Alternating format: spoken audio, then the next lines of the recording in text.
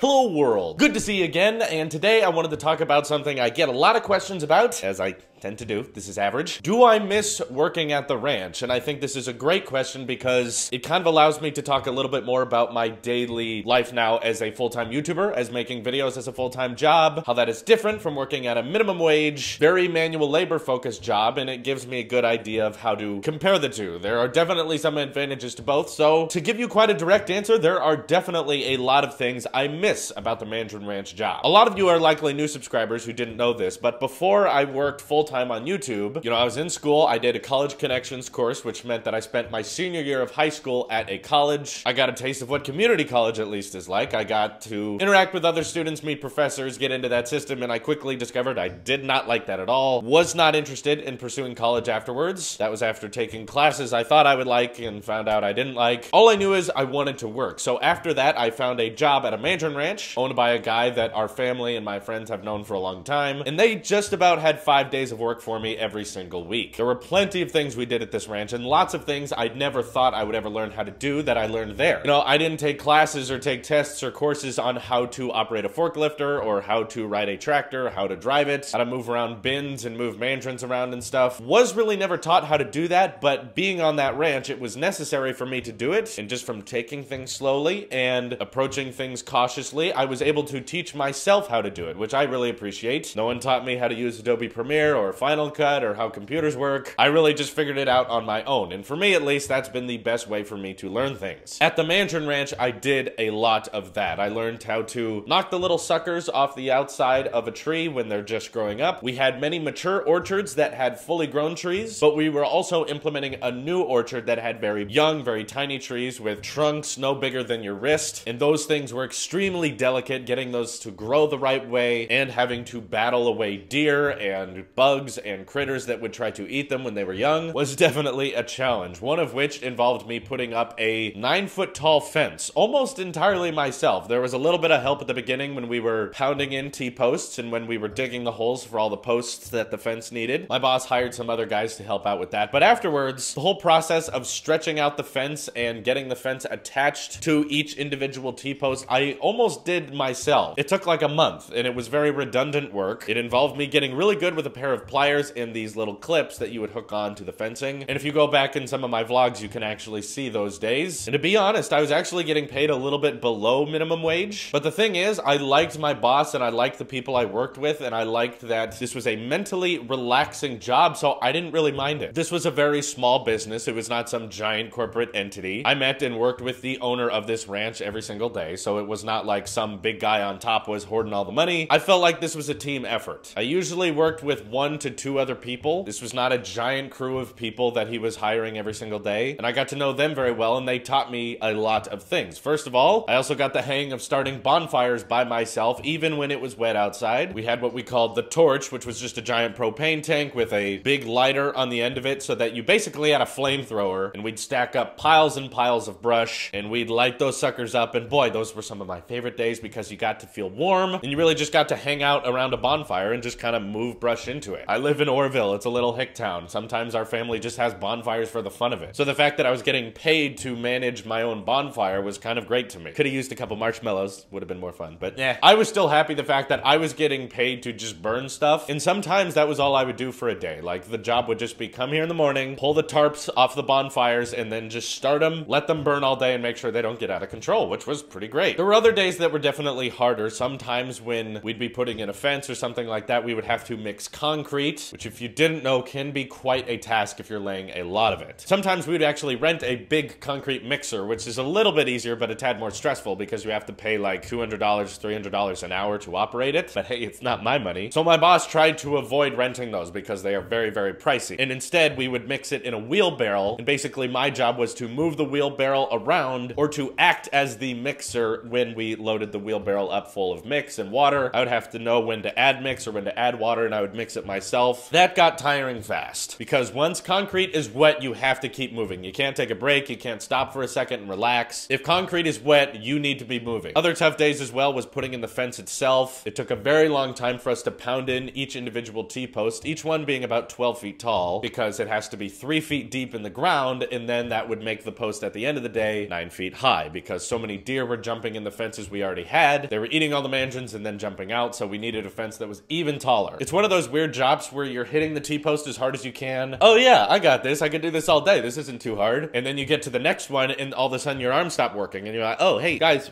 come on. We were just doing this. And you suddenly realize that your shoulders are now refusing to work and your muscles are just dead. They are doing nothing. After I was pounding T-posts for that long, I was like, why does anyone even subscribe to a gym? You don't need a gym membership. Okay, you can just help a farmer pound T-posts. Your arms will be sore in about 5 minutes, and there will be plenty of more stuff to do, so you can push yourself. There's like me and 5 other guys that day that had to keep alternating, and boy, when you go home, your arms are literally just frozen solid. They don't work anymore. So there were definitely hard days and good days at the job, but that, of course, is any job. But the thing I definitely missed the most about the Mandarin Ranch job was that it was not very dependent on my mental creativity. Whenever I went to work, I was not necessarily sure what I was going to do. It was kind of a day-by-day basis. Sometimes my boss would tell me in advance what we'd be going to do, but a lot of the times there would be some other project that would show up and we'd now have to start working on that. A lot of the time in the morning, my parents would ask me something like, what's he gonna have you do for today? And I would just say, I have no idea. It changes day to day. He tells me when to show up, doesn't really tell me what we're gonna do, but he tells me when to show up, and I show up and we do it. That was actually kind of relieving in a way. Some people want some form of pattern. Some people want to know exactly what they're gonna be working on. I kind of like not knowing because it made my mind go at ease and say, just gotta show up and we'll take it from there. I'm not gonna worry about what kind of work we're gonna be doing. Not going to be stressed out about the type of work. I'm just gonna focus on this is not work time and this is work time. Which also was very helpful given the fact that during the time I was working at this ranch, I was working on YouTube on the side the entire time. Still making Saturday shorts, still making vlogs, still making tech videos, of course, as that channel started to grow. And that job complemented my YouTube side job very, very well. It was like, okay, I spent a lot of time on a computer editing, and I talk about technology, and I direct people in comedy skits and whatnot. So I do that, and then afterwards I can focus on something a bit more mindless, whether it be digging ditches, laying concrete, just kind of acting as a muscle for a team of people that kind of need that. My boss and the people he worked with were a bit older and had a harder time lifting things and being able to spend a long amount of time bent over and digging. So that's where I came in very handy for them. Now, don't get me wrong, I definitely still love being a full-time YouTuber. I'm incredibly grateful that you guys have enabled this to be a possibility. The fact that I can just full-time focus on making videos, making shorts, and of course making daily content for the tech channel is definitely where I want to be, and I want this to progress. I want this to grow. I want there to be more staff so that we can get daily content and more consistent content across all of the channels and not just the tech channel, and it could help us sustain a larger audience. So this is definitely my future. However, there's definitely a lot of bad days and a lot of issues I have with the YouTube full-time job as well. For those of you out there who want to make YouTube your full-time job, definitely don't look at it as the light on the horizon. You know, my life sucks right now, but if I was a full-time YouTuber, all of my problems would be solved. Now my job would be easy. I would love it. I will say it's quite amazing that this can be a job. It's insane that just by talking about things and reviewing products, you can make a full-time salary with that. And I'm very, very grateful. However, it's not a perfect lifestyle and is definitely not an easy job. And the first thing that is kind of stressful about being a full-time YouTuber is there is absolutely no guarantees of what your income is going to be. So first of all, there's definitely no like union on YouTube that makes sure you get paid a certain amount. You know, before when I mentioned to people that I was not quite being paid minimum wage at the Mandarin Ranch, a lot of comments were like, hey, that's not okay. You need to call your boss. You need him to know he's not paying you minimum wage because that's illegal. Like, that's a big deal. I didn't complain about it and I wasn't worried because I was still making more money off of the ranch than I was on YouTube. And the thing about YouTube is you can work double time. You can work triple time. You can make 3 times as much content as a month you did before and not necessarily make any more money. You see, you'd hope that as your audience is growing and that as you're reaching more and more people and getting more views, that would mean that you rake in more cash, but it's not necessarily true. Just in the month of January, ad revenue goes down because statistically less people are buying things in January, which means that a lot of advertisers pull out, and as an effect, as a YouTuber, we make less money simply because of the influence advertisers have on the content they put ads on. And also, you guys know all about the demonetization stuff when we have a system that is so broken that anytime we upload anything, anytime we post something, we're not necessarily sure if we're going to get ad revenue off of it. It's kind of been 50-50 for me so far. I get a lot of people commenting stuff like, the bot is getting fixed, they're working on it. Hasn't shown. It's making the same mistakes it's always been making. But that definitely puts a lot more mental stress on this job to know that, okay, we got to get this video up, or we've got to get to the Apple Store, we've got to get the iPhone 10 first, we got to do the unboxing video, and then you post it and it gets demonetized. And it's like, well, you did all that work, you spent all that money, you're not making anything off of it at this time. Hopefully it gets remonetized later, but there is very little security at this job. Patreon's been great. Hopefully you Patreon supporters are getting to watch this early, as you deserve it, and I want to spoil you guys as much as I can. That's why I've been doing giveaways. I plan on doing another one very quickly. But again, that is up to your viewers themselves if they want to support you. They are not under any kind of contract. There's not some kind of law making sure they have to stay in that plan. You see, we have about 5 people on Patreon donating $50 a month, so that's $250 out of my check. All it would take is really 5 of you guys to decide, this isn't worth it to me, I'm gonna have to cancel my donation, and suddenly your monthly Patreon check is going to be significantly lower. Now keep in mind, this is not me trying to pressure anyone into going on Patreon or to not cancel your pledge. You should feel no obligation. I feel incredibly grateful that so many people went to Patreon after I talked about demonetization, and believe me, that really was not my intention. I was just trying to explain things. You don't want to donate on Patreon, that is absolutely fine. I don't want anyone to feel like they have to. I don't want anyone to feel like they're required to. Please don't feel obligated to if you don't want to watch. Please don't feel obligated to if you don't want to donate. Don't worry about it. And keep in mind that every little bit makes a difference. Even if you're donating $1 a month, it helps. Legitimately, it does. But overall, just comparing the Mandarin Ranch job to the YouTube